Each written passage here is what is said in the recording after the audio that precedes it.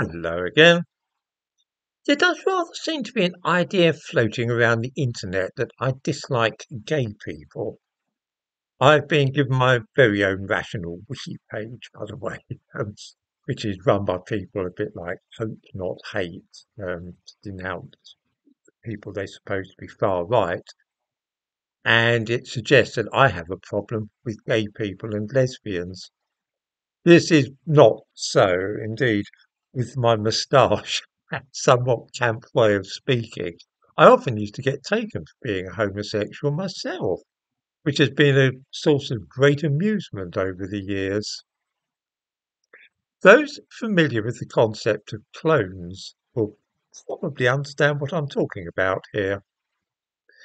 I've never been worried about other people's sexuality, and I did not mind gay pride marches in the least.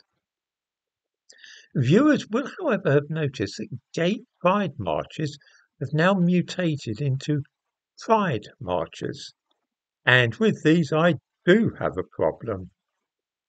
This is because such marches have become dominated increasingly by displays of fetishism by people who clearly have a very wide streak of exhibitionism in their sexual identity.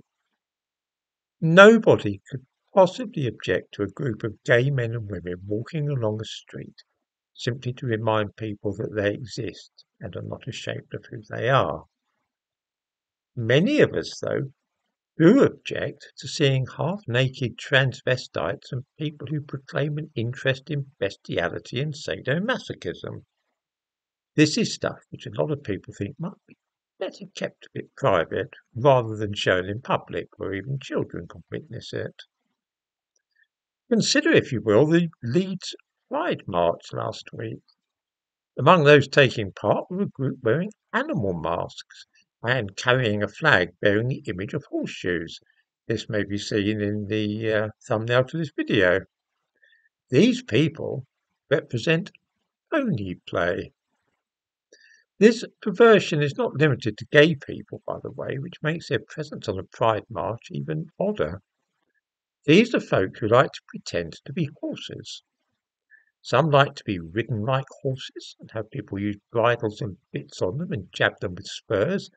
Others like to pretend that they are horses having sex. And then again, there are those that like to be harnessed up to carts. Of course, if you want to do stuff like that in your back garden or your bedroom, it's one thing. But I really am not sure that all parents are going to want to see this kind of activity advertised in public and endorsed by the police, who, of course, for the Leeds Pride March, painted their faces for the occasion. There is a rumour, by the way, that those who identify in this way as ponies may become eligible for surgery carried out by the NHS, which will transform their bodies into a more horse-like appearance. It seems that some gender identity clinics have reported great success in tail transplants and hands being replaced with hoofs. Exciting times. Then, too, at the same march, there were rubber fetishists who have their own rubber pride flag. And no, I'm really not making that up.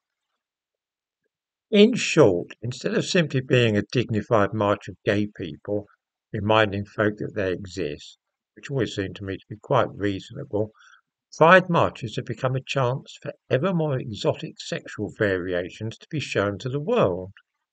The word dignified could hardly be applied to the ghastly exhibitions which we are treated to these days.